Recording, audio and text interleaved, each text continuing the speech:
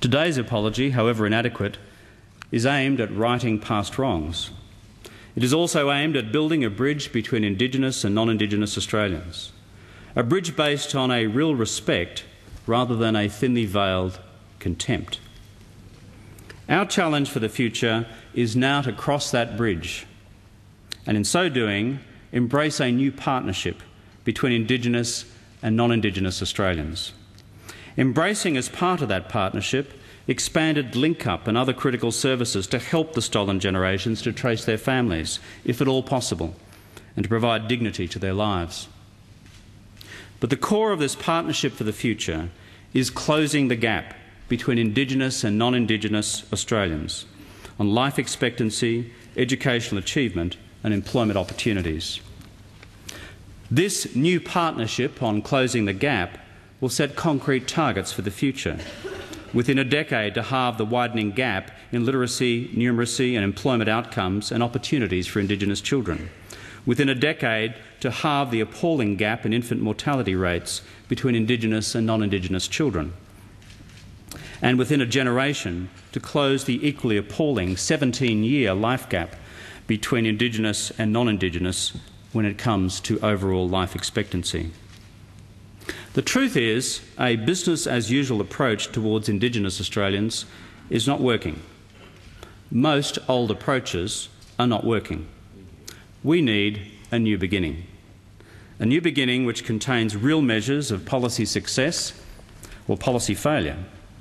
A new beginning, a new partnership on closing the gap with sufficient flexibility not to insist on a one-size-fits-all approach for each of the hundreds of remote and regional Indigenous communities across the country, but instead allows flexible, tailored, local approaches to achieve commonly agreed national objectives that lie at the core of our proposed new partnership.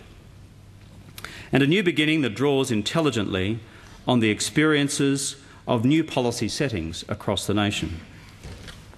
However, unless we as a parliament set a destination for the nation, we have no clear point to guide our policy, our programs or our purpose, no central organising principle.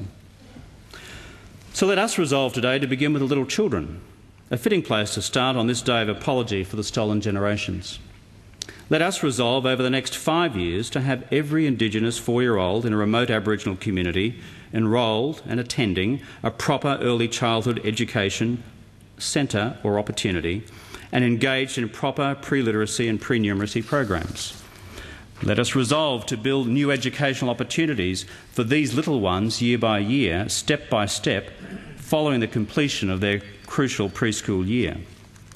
Let us resolve to use this systematic approach to building future educational opportunities for Indigenous children, to provide proper primary and preventative health care for the same children, to begin the task of rolling back the obscenity that we find today in infant mortality rates in remote Indigenous communities, up to 4 times higher than in other communities. None of this will be easy. Most of it will be hard, very hard. But none of it is impossible. And all of it is achievable with clear goals, clear thinking, and by placing an absolute premium on respect, cooperation and mutual responsibility as the guiding principles of this new partnership on closing the gap.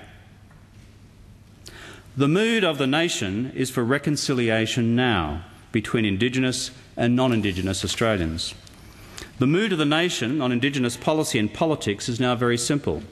The nation is calling on us, the politicians, to move beyond our infantile bickering, our point scoring and our mindlessly partisan politics and elevate this one, at least this one core area of national responsibility to a rare position beyond the partisan divide. Surely this is the spirit, the unfulfilled spirit, of the 1967 referendum.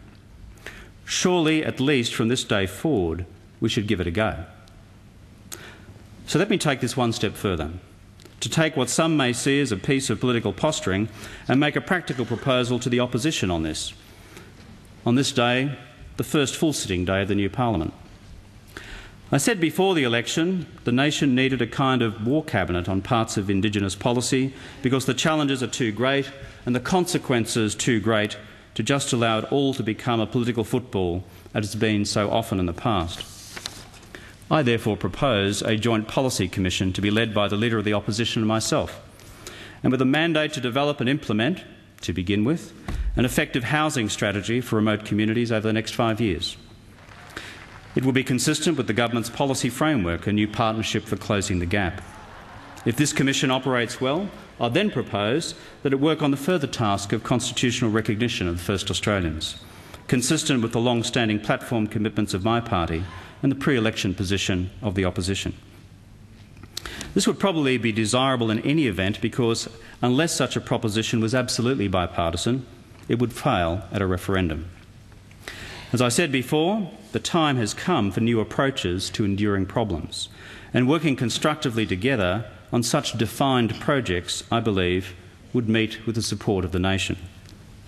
It's time for fresh ideas to fashion the nation's future. Mr. Speaker, today the Parliament has come together to right a great wrong. We have come together to deal with the past so that we might fully embrace the future. And we have had sufficient audacity of faith to advance a pathway to that future with arms extended rather than with fists still clenched.